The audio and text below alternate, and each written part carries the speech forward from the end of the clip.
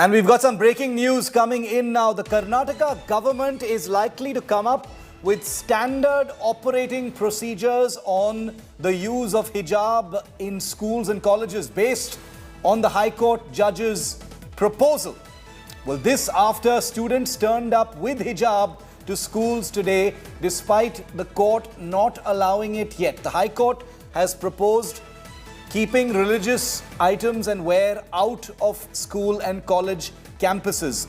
Images were seen today of teachers and students removing their hijabs just before entering campus. Now we're hearing that the Karnataka government, using guidance from the interim order by the Karnataka High Court, is likely to formulate standard operating procedures for the wear of religious items including hijab, very much on these lines.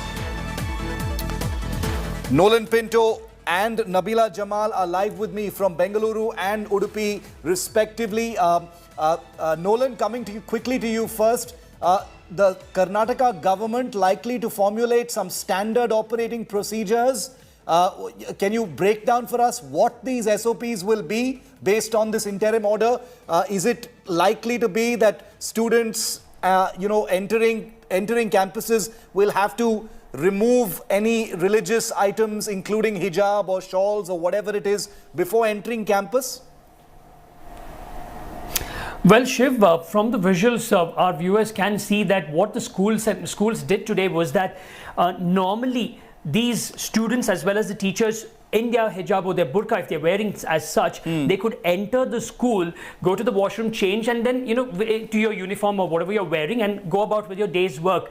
But what was happening today was that outside at the gate itself, the school management stood and made sure that they removed their burqa or the hijab. Now, many felt that that was a bit derogatory, asking them to change outside, remove the hijab and the burqa.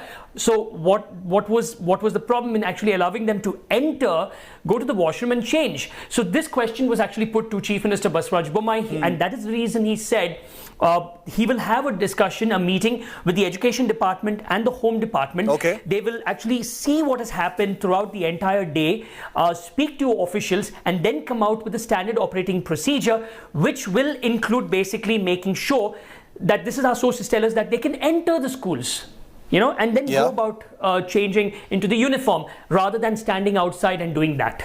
Okay. Nabila is also with me live from Udupi, where which is the epicenter of this entire controversy. Nabila, what are you hearing, from the various parents and students who, attended, went back to school today? Have they heard about these new standard operating procedures? What kind of impact do you foresee that having? Because we saw some pretty, unsettling images today of teachers arguing with parents and things like that.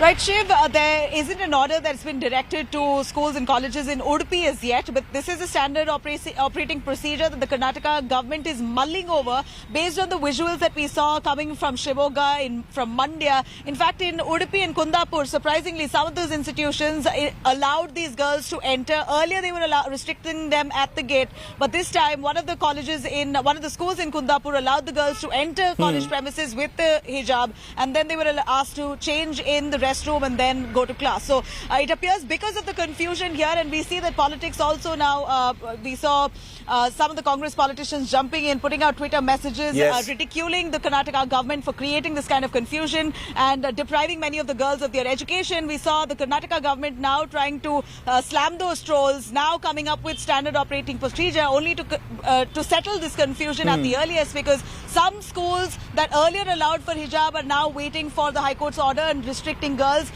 The others who come under the government, of course, have clearly said no to girls coming in with the hijab. But at least the fact that examinations are just around the corner, there was preliminary exams that the girls were supposed to write in Shimoga, they were sent back.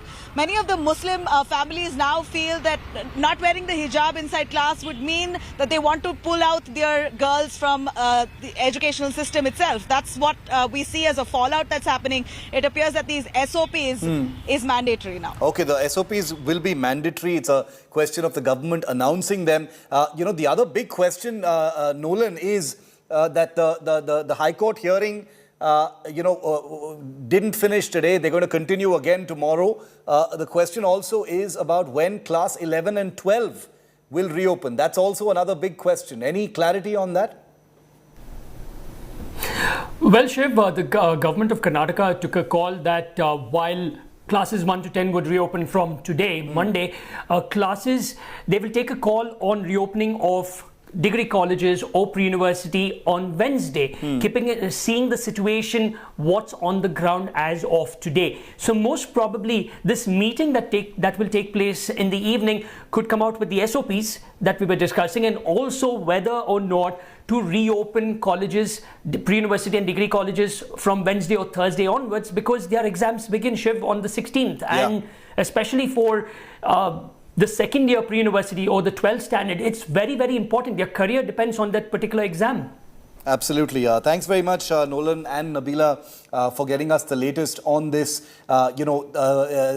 Things have been calm today, but there have been some unsettling scenes where arguments between teachers and students and their parents, and nobody wants this kind of thing, especially with exams looming at this time. Everyone's hoping for an amicable solution.